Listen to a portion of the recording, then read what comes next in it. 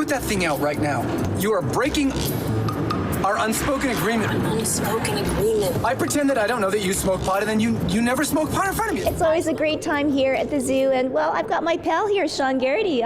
We had to bring you to the zoo here just to experience this whole watery wonderland for polar bears, but apparently you're not a stranger to all of this. Well, no, I mean, my new movie, Borealis, we shot it right here. I mean, not in this particular part of it, but we had to have the polar bears relocate overnight while we invaded their habitat, and we shot a scene that's supposed to take place on the shore of the Hudson Bay in Churchill, Manitoba.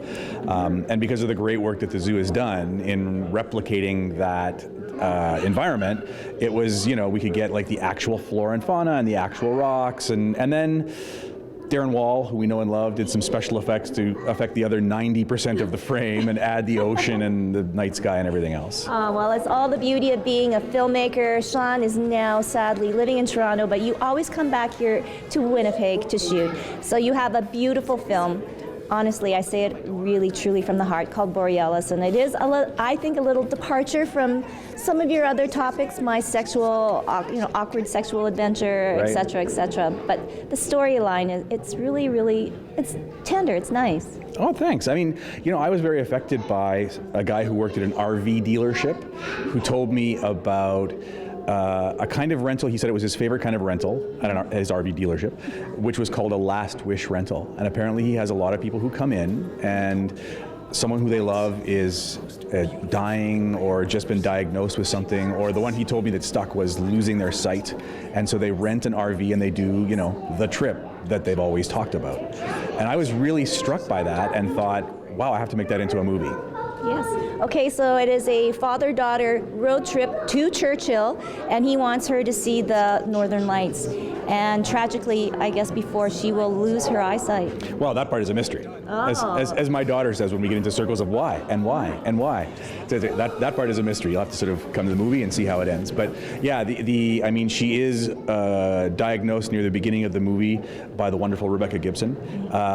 As soon to be blind, and so Dad does take her on this road trip north in the car to get all the way up to Churchill to show her the Northern Lights. Now, people who know a little bit about Northern Manitoba will expect one of the obstacles that they'll encounter trying to get there by car all the way. Yes. But they encounter a number of obstacles, and of course they're being chased by the River Heights Jewish Mafia. Because the dad, who's not the greatest dad, actually has huge gambling debts, and is also kind of on the run from these guys, the leader of whom is played by Kevin Pollak. We're very lucky to get this big Hollywood star, and of course the daughter is played by Joey King, another big Hollywood star. Both playing Winnipeggers. They do take one and they'd be like, oh, sorry. And I'd be like, okay, wait. So if you're being Winnipeggers, I have to sort of, sorry's not really, yeah. But it does team you up with your good friend Jonas too as well. And you do use Winnipeg talent, which we totally love. Yeah, all my favorites, as we were saying just before the taping, Gord Tanner's in it, and Mike Bell, and Garth Merkley, and, Steve McIntyre, and a lot of my favorite actors. It's so great to still be able to come back to Winnipeg, even though I'm being held captive in Toronto at the moment, and shoot, with the crews that I love, and the cast that I love, and the locations that I really kind of get. When you imagine a story in your head, yeah. You imagine it, I think, usually in the place that you sort of know, right?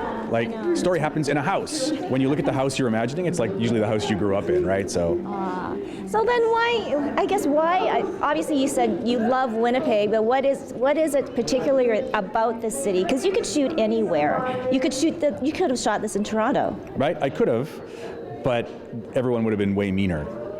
No, but I mean, it is true that there's like a vibe. Like, I mean, for creative work, I find, you sort of rely a lot, because you do creative work, so you rely a lot on the vibe of the people around you. I mean, that's kind of what fuels you day to day, in addition to the idea and everything else.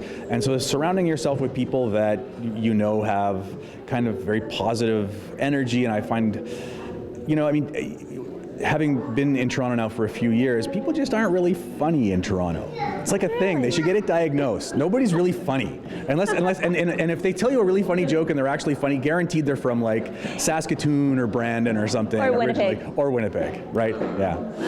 Well, we love it. go see the new film Borealis and check out Sean's latest work. And we will maybe start a petition to get Sean back here in Winnipeg. How do you like that? That's great. The movie opens Grant Park Cinemas, right? Awesome. This Friday, and it'll stay for as long as people want to go see it. Okay, well, thank you so much for dropping by. Don't be a stranger. Sean Garrity, local filmmaker. He won't put Toronto on his home list. It's Winnipeg. For Backstage, I'm Tracy Koga. Okay, so we have $23.75. Okay. I could sell my body. Yeah, let's hold on to that.